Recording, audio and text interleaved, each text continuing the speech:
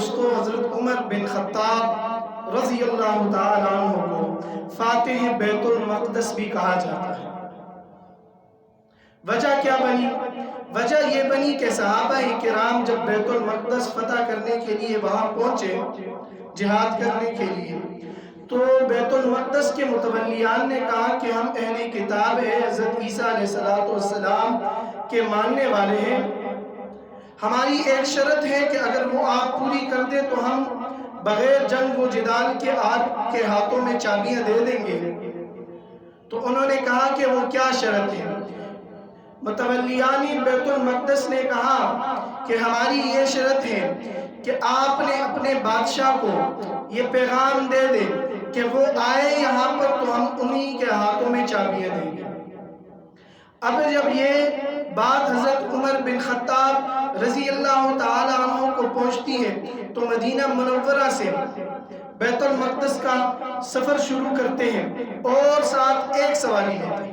اب یہ ایک سواری میں بھی بڑی حکمت ہے، وہ میں آپ کو بتاتا ہوں۔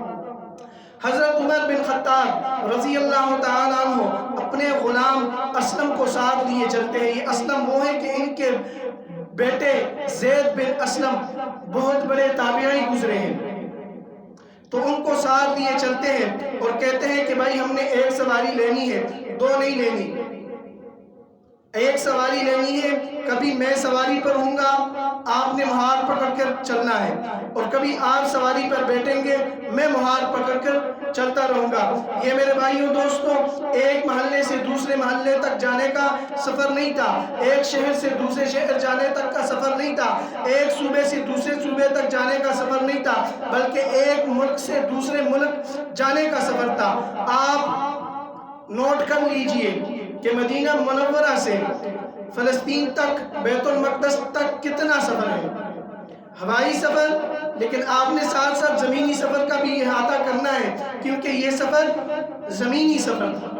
اب جب یہ پہنچتے ہیں وہاں پر، تو وہاں پر اتفاقاً جو اسلم تھا غلام، وہ سواری کے اوپر تھا، اور حضرت عمر بن خطاب رضی اللہ تعالی عنہ نے وہ جو سواری کا مہار تھا وہ پکڑا ہوا تھا اور وہ جا رہے تھے۔ اب یہ عیسائی آپس میں یہ مشورہ کرتے ہیں کہ بھائی ہمارے کتابوں میں تو یہ لکھا ہے کہ جو بادشاہ ہوگا وہ مہار پکڑ کر چلتا ہوگا، لیکن اگر ان کا بادشاہ اوپر بیٹھا ہوا ہے تو ہم نے چابیاں نہیں دی۔ اب جب وہ پہنچتا ہے تو صحابہ کرام حضرت عمر رضی اللہ تعالیٰ عنہ کے استقبال کے لیے جب آگے جاتے ہیں تو وہ پہچان لیتے ہیں کہ یہی خلیفہ ہے، یہ ان کا بادشاہ ہے، اور کپڑوں کے اوپر پیمن لگے ہوئے ہیں۔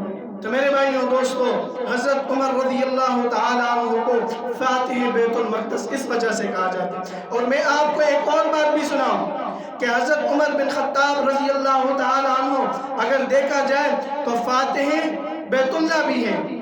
وہ کس طرح؟ جب رسول اللہ صلی اللہ علیہ وسلم کی دعا قبول ہوئی اور حضرت عمر بن خطاب نے اسلام قبول کیا تو انہوں نے کہا یا رسول اللہ ہم بیت اللہ میں کیوں نماز نہیں ادا کرتے؟